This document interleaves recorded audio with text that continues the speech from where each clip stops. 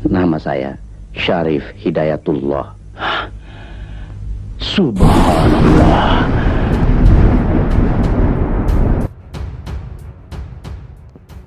Assalamualaikum warahmatullahi wabarakatuh. Apa kabar para rebahaners pecinta stories dimanapun Anda berada?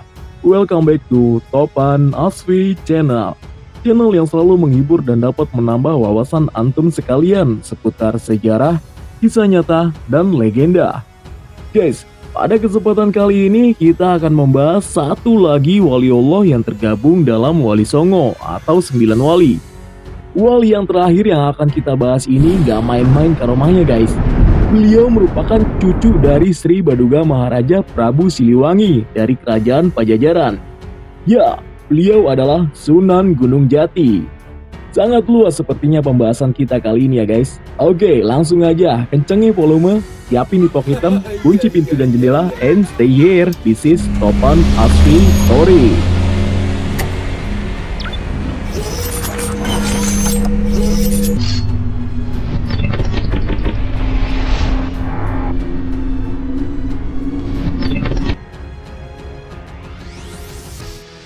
Sunan Gunung Jati lahir dengan nama Syarif Hidayatullah atau Syahid Al-Kamil, adalah salah seorang dari Wali Songo.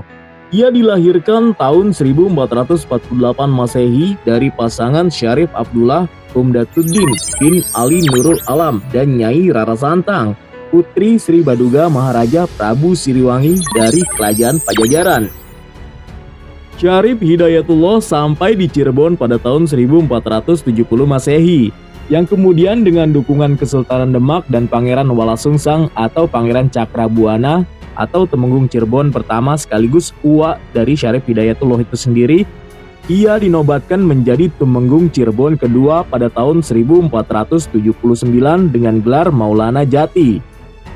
Nama Syarif Hidayatullah kemudian diabadikan menjadi nama Universitas Islam Negeri Syarif Hidayatullah Jakarta di Tangerang Selatan, Banten. Sedangkan nama Sunan Gunung Jati diabadikan menjadi nama Universitas Islam Negeri di Bandung, yaitu Universitas Islam Negeri Sunan Gunung Jati. Dan Korem 063 Sunan Gunung Jati di Cirebon. Riwayat hidup Sunan Gunung Jati. Raden Syarif Hidayatullah mewarisi kecenderungan spiritual dari kakek buyutnya, Jamaluddin Akbar Al-Husaini. Sehingga ketika telah selesai menimba ilmu di pesantren Syekh Datuk Kahfi, ia meneruskan pembelajaran agamanya ke Timur Tengah. Babad Cirebon menyebutkan ketika Pangeran Cakrabuana membangun kota Cirebon dan tidak mempunyai pewaris, maka sepulang dari Timur Tengah, Syarif Hidayatullah mengambil peranan membangun kota dan menjadi pemimpin perkampungan muslim yang baru dibentuk itu setelah uaknya wafat. Memasuki usia dewasa atau sekitar tahun 1470 sampai 1480, ia menikahi adik dari Bupati Banten saat itu, Nyai Kawunganten. Dari pernikahan ini lahirlah Ratu Wulung Ayu dan Maulana Hasanuddin. Maulana Hasanuddin inilah yang kelak menjadi Raja Banten pertama. Berdirinya Kesultanan Cirebon. Pada tahun 1478 diadakan sebuah musyawarah para wali di Tuban, Jawa Timur untuk mencari pengganti Sunan Ampel sebagai pimpinan para wali. Akhirnya terpilihlah Syarif Hidayatullah atau Sunan Gunung Jati. Sejak saat itu pusat kegiatan para wali dipindahkan ke Gunung Sembung, Kecamatan Gunung Jati, Kabupaten Cirebon, Provinsi Jawa Barat. Pusat kegiatan keagamaan ini kemudian disebut sebagai Pusar Bumi. Pada tahun 1479 Masehi, kedudukan Pangeran Walasungsang sebagai penguasa Cirebon kemudian digantikan putra adiknya, yakni Syarif Hidayatullah, yaitu anak dari pernikahan Nyai Rara Santang dengan Syarif Abdullah dari Mesir, yang sebelumnya menikahi Nyimas Pakungwati, putri dari Pangeran Walasungsang dan Nyai Indang Gelis, yang setelah wafat dikenal dengan sebutan Sunan Gunung Jati dengan gelar Syarif Hidayatullah bin Maulana Sultan Muhammad Syarif Abdullah, dan bergelar pula sebagai Ingkang Sinuhun Kangjeng Susuhunan Jati Purba Panetep Panatagama Aulia Allah Kutubit Zaman Khalifatur Rasulullah. Syarif Hidayatullah melalui lembaga Wali Songo selalu mendekati kakeknya yaitu Jaya Dewata atau Prabu Siliwangi agar berkenan memeluk agama Islam seperti halnya neneknya Nyai Sumbang Larang. Sebagai informasi tambahan bahwa istri dari Prabu Siliwangi yaitu Nyai Sumbang Larang memang sudah lama menjadi seorang muslim jauh sebelum menikah dengan Prabu Siliwangi. Tetapi hal tersebut tidak membuahkan hasil. Pada tahun 1482, yaitu pada saat kekuasaan kerajaan Galuh dan Sunda sudah menjadi satu kembali di tangan Prabu Siliwangi, seperti yang tertuang dalam naskah Purwaka Caruban Nagari karya Pangeran Arya Cirebon. Dua Dasi Sukla Pakca Cetra, Masa Sahasra Patangatus Papat Ikang Sakakala, bertepatan dengan 12 Sapar 887 Hijriah. Pada tanggal 12 Sapar 887 Hijriah atau tepatnya pada tanggal 2 April 1482 Masehi, akhirnya Syarif Hidayatullah membuat maklumat yang ditujukan kepada Prabu Siliwangi selaku Raja Pakuan Pajajaran bahwa mulai saat itu Cirebon tidak akan lagi mengirimkan upeti. Maklumat tersebut kemudian diikuti oleh para pembesar di wilayah Cirebon. Untuk memperkuat hubungan dengan Kesultanan Demak dilakukan dengan pernikahan putra-putri kedua kesultanan, yaitu Pangeran Maulana Hasanuddin dengan Ratu Ayu Kirana, kemudian Pangeran Jaya Kelana dengan Ratu Ayu Pembayun, kemudian Pangeran Brata Kelana dengan Ratu Nyawa atau Ratu Ayu Wulan, kemudian Ratu Ayu dengan Yunus Abdul Qadir atau Pangeran Sabrang Lor, menikah pada 1511 yang menjadi Sultan Demak kedua pada 1518. Pertumbuhan dan perkembangan yang pesat pada Kesultanan Cirebon dimulailah oleh Syarif Hidayatullah atau Sunan Gunung Jati. Sunan Gunung Jati kemudian diyakini sebagai leluhur dari dinasti raja-raja Kesultanan Cirebon dan Kesultanan Banten, serta penyebar agama Islam di Jawa Barat seperti Majalengka, Kuningan, Kawali atau Galuh, Sunda Kelapa, dan Banten. Berdirinya Kesultanan Demak. Masa ini kurang banyak diteliti para sejarawan hingga tiba masa pendirian Kesultanan Demak pada tahun 1487, yang mana Wali Songo memberikan peranan penting dalam sejarah pendiriannya. Pada masa ini Syarif Hidayatullah berusia sekitar 37 tahun atau kurang lebih sama dengan usia Raden Patah yang baru diangkat menjadi Sultan Demak pertama. Dengan diangkatnya Raden Patah sebagai Sultan di Pulau Jawa, atau bukan hanya di Demak, maka Cirebon menjadi semacam negara bagian atau vasal dari Kesultanan Demak. Hal ini sesuai dengan strategi yang telah digariskan Sunan Ampel, ulama yang paling dituakan di Dewan Mubalik atau Wali Songo, bahwa agama Islam akan disebarluaskan di Pulau Jawa dengan Kesultanan Demak sebagai pelopornya. Pendirian Kesultanan Banten dan jatuhnya Sunda Kelapa. Setelah pendirian Kesultanan Demak antara tahun 1490 hingga 1518 adalah masa-masa paling sulit bagi Syarif Hidayatullah maupun Raden Patah, karena proses Islamisasi secara damai mengalami gangguan internal dari Kerajaan Sunda atau Galuh, sekarang merupakan bagian dari Jawa Barat, dan Majapahit di Jawa Tengah dan Jawa Timur, serta gangguan eksternal dari Portugis yang telah mulai melakukan ekspansi di wilayah Asia Tenggara. Raja Pakuan di awal abad ke-16 seiring masuknya Portugis di Pasai dan Malaka merasa mendapat sekutu untuk mengurangi pengaruh Syarif Hidayatullah yang telah berkembang di Cirebon dan Banten. Di saat yang genting inilah Syarif Hidayatullah berperan dalam membimbing Pati Unus dalam pembentukan armada gabungan Kesultanan Banten, Demak, Cirebon di Pulau Jawa dengan misi utama mengusir Portugis dari wilayah Asia Tenggara. Kegagalan ekspedisi Jihad II Pati Unus yang sangat fatal pada tahun 1521 kemudian memaksa Syarif Hidayatullah merombak pimpinan armada gabungan yang masih tersisa dan mengangkat Tubagus Pasai sebagai panglima berikutnya yang menyusun strategi baru untuk memancing Portugis bertempur di Pulau Jawa. menggantikan Pati Unus yang syahid di Malaka. Syiar Islam ke Banten dan pendirian Kesultanan Banten. Pada masa awal kedatangannya ke Cirebon, Syekh Syarif Hidayatullah atau Sunan Gunung Jati bersama Pangeran Walasungsang sempat melakukan syiar Islam di wilayah Banten yang pada masa itu disebut sebagai Wahanten. Syarif Hidayatullah dalam siarnya menjelaskan bahwa arti jihad atau perang tidak hanya dimaksudkan perang melawan musuh-musuh saja, namun juga perang melawan hawa nafsu. Penjelasan inilah yang kemudian menarik hati masyarakat Wahanten dan pucuk umum atau penguasa Wahanten pesisir. Pada masa itu di wilayah Wahanten terdapat dua penguasa, yaitu Sang Surosowan atau anak dari Prabu Jayadewata atau Siliwangi yang menjadi penguasa untuk wilayah Wahanten pesisir, dan Arya Suranggana yang menjadi pucuk umum untuk wilayah Wahanten Girang.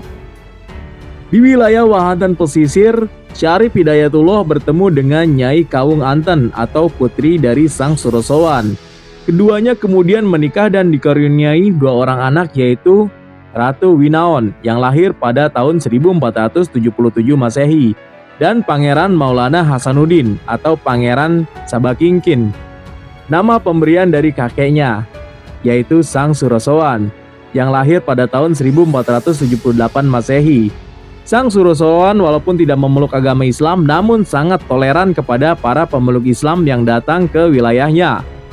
Syarif Hidayatullah kemudian kembali ke Kesultanan Cirebon untuk menerima tanggung jawab sebagai penguasa Kesultanan Cirebon pada tahun 1479.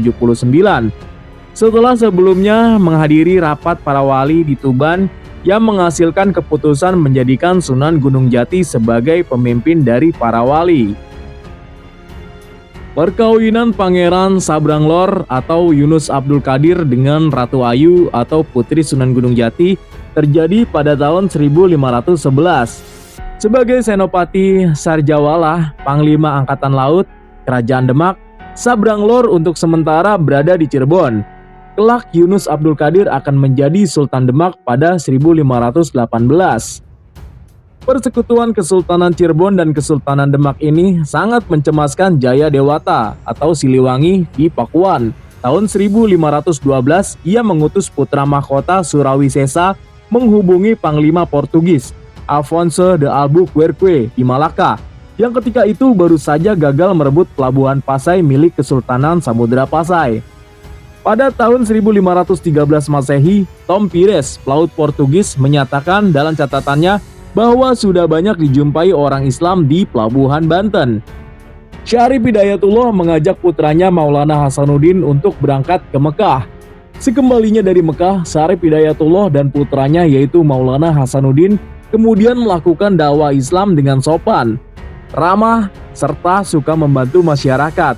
Sehingga secara sukarela sebagian dari mereka memeluk dan taat menjalankan agama Islam dari aktivitas dakwah ini di wilayah Banten. Syarif Hidayatullah dikenal dengan nama Syekh Nurullah atau Syekh yang membawa cahaya Allah Subhanahu wa Ta'ala, yang kemudian aktivitas dakwah ini dilanjutkan oleh Maulana Hasanuddin hingga ke pedalaman Wahanten seperti Gunung Pulosari di Kabupaten Pandeglang, di mana ia pernah tinggal selama sekitar 10 tahun untuk berdakwah kepada para ajar atau pendeta. Gunung Karang, Gunung Lor, hingga ke ujung Kulon dan Pulau Panaitan, dengan pola syiar yang kurang lebih sama seperti yang dilakukan ayahnya. Pada tahun 1521, Jayadewata atau Prabu Siliwangi mulai membatasi pedagang muslim yang akan singgah di pelabuhan-pelabuhan Kerajaan Sunda. Hal ini bertujuan untuk mengurangi pengaruh Islam yang akan diterima oleh para pedagang pribumi ketika melakukan kontak perdagangan dengan para pedagang muslim. Namun upaya tersebut kurang mendatangkan hasil yang memuaskan, karena pada kenyataannya pengaruh Islam jauh lebih kuat dibandingkan upaya pembatasan yang dilakukan tersebut. Bahkan pengaruh Islam mulai memasuki daerah pedalaman Sunda. Pada tahun itu juga Kerajaan Sunda berusaha mencari mitra koalisi dengan negara yang dipandang memiliki kepentingan yang sama dengan Kerajaan Sunda. Jayadewata atau Siliwangi memutuskan untuk menjalin persahabatan dengan Portugis dengan tujuan dapat mengimbangi kekuatan pasukan Kesultanan Demak dan Kesultanan Cirebon. Pada tahun 1521, untuk merealisasikan persahabatan tersebut, Jayadewata atau Siliwangi mengirim beberapa utusan ke Malaka di bawah pimpinan Ratu Samiam atau Surawisesa. Mereka berusaha meyakinkan bangsa Portugis bagi satu persahabatan yang saling menguntungkan antara kerajaan Sunda dan Portugis.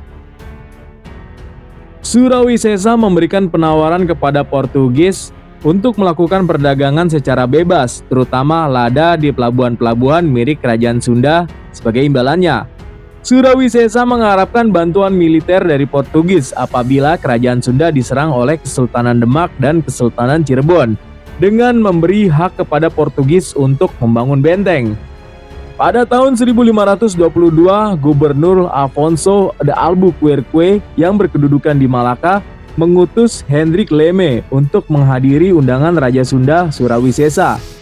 Dalam naskah Portugis disebut sebagai Raja Samiam, untuk membangun benteng keamanan di Sunda Kelapa guna melawan orang-orang Cirebon yang menurutnya bersifat ekspansif. Pada tanggal 21 Agustus 1522, dibuatlah suatu perjanjian yang menyebutkan bahwa orang Portugis akan membuat loji atau perkantoran dan perumahan yang dilengkapi benteng di Sunda Kelapa dan Banten. Sedangkan Sunda Kelapa akan menerima barang-barang yang diperlukan. Raja Sunda Surawisesa akan memberikan kepada orang-orang Portugis 1000 keranjang lada sebagai tanda persahabatan. Sebuah batu peringatan atau padrao, dibaca padraun, dibuat untuk memperingati peristiwa itu. Wafatnya Sunan Gunung Jati. Syekh Syarif Hidayatullah Sunan Gunung Jati berpulang ke Rahmatullah pada tanggal 26 Rayagung tahun 891 Hijriah atau bertepatan dengan tanggal 19 September 1568 Masehi. Tanggal Jawanya adalah 11 Krisnapaksa, bulan Badramasa, tahun 1491 Saka. Sunan Gunung Jati meninggal dalam usia 120 tahun, di mana putra dan cucunya tidak sempat memimpin Cirebon karena meninggal terlebih dahulu. Kepemimpinan Cirebon dipegang sementara oleh Fathahillah selama 2 tahun, antara tahun 1568 sampai ia wafat di tahun 1570 Masehi. Tahta Cirebon lalu diwarisi oleh cicitnya Zainul Arifin yang naik tahta di usia 23 tahun dengan gelar Panembahan Ratu. Syekh Syarif Hidayatullah kemudian dikenal dengan nama Sunan Gunung Jati oleh warga Cirebon karena ia dimakamkan di komplek pemakaman Bukit Gunung Jati yang sekarang dikenal dengan nama Astana Gunung Sembung. Guys, demikian sebagian perjalanan dari Syekh Sunan Gunung Jati. Semoga dapat kita ambil pelajaran dan dapat bermanfaat untuk kita semua. Terima kasih atas perhatiannya, mohon maaf atas segala kesalahan baik yang disengaja maupun yang tidak disengaja. Akhirul kalam, assalamualaikum warahmatullahi wabarakatuh.